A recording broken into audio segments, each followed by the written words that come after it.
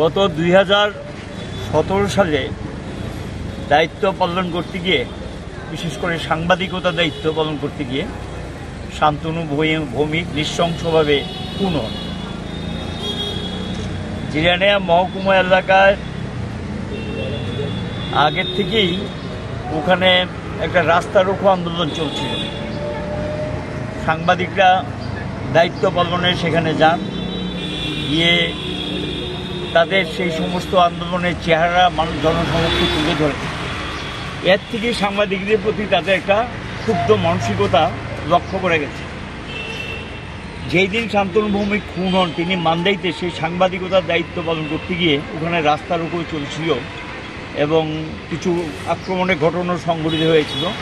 এগুলি ছবি তুলতে গিয়ে তিনি নৃশংসভাবে খুন হন এবং এই খুনের ঘটনার সঙ্গে সঙ্গে রাজ্য সরকার, তৎকালীন রাজ্য সরকার তথা বামফ্রন্ট সরকার স্পেশাল ইনভেস্টিগেশন টিম উচ্চপদস্থ অফিসারদের দায়িত্বে গঠন করা হয়। তদন্ত চলে, গ্রেপ্তার হন কয়েকজন এবং চার্জশিটে প্রথম অংশ দাখিলও করা হয়। বিচার প্রকল্প যখন বিচারের কাজ যখন শুরু হবে তখন সরকার পরিবর্তন হয়। আমরা লক্ষ্য করলাম যে সিবিআই তদন্ত দাবি করেন, ঠিক আছে, সিবিআই তদন্ত দিতেই পারেন, সিবিআই তদন্ত দিয়েছেন। তো আজ পর্যন্ত শান্তনু ভৌমিকের এই হত্যাকাণ্ডের সঙ্গে যারা যুক্ত তাদের কি শাস্তি হলো, কি ব্যবস্থা নেওয়া হলো, গ্রেপ্তার হলেন কিনা রাজ্যবাসী জানেন। এবং রাজ্য সরকারের দৃষ্টিতে বহুবার বিষয়গুলি দৃষ্টি আকর্ষণ করা হয়েছে, কিন্তু কোনো পদক্ষেপ নিয়েছেন বলে আমাদের জানা নেই।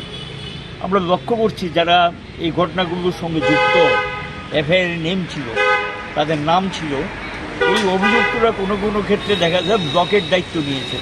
এই নতুন সরকার ক্ষমতা আসার পর তাদেরকে দায়িত্ব দিয়েছে এবং সরকারের বিভিন্ন পদের সঙ্গে যুক্ত এবং সরকারের অংশীদারত্ব যারা নিয়েছেন, যারা এখন সরকারের অংশীদার, 3টি দলের সরকার, তার মধ্যে একটি দলের লোকও সেখানে যুক্ত।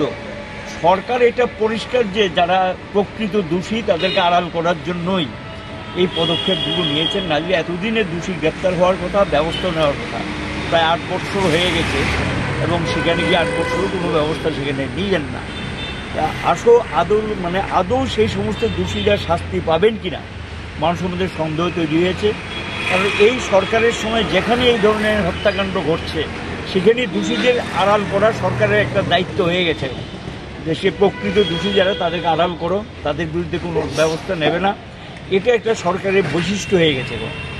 মানুষের মধ্যে স্বাভাবিক কারণে প্রশ্ন উঠেছে, সন্দেহ তৈরি হয়েছে আদৌ এই দোষীদের শাস্তি পাবে কিনা। এবং এই ধরনের একটা সাংবাদিকতা, অল্প বয়সে একটি তরুণ তাজা যুবক নৃশংসভাবে খুন দেয়, সে আসামিটা গ্রেপ্তার হবে না এটা বলা যায় না।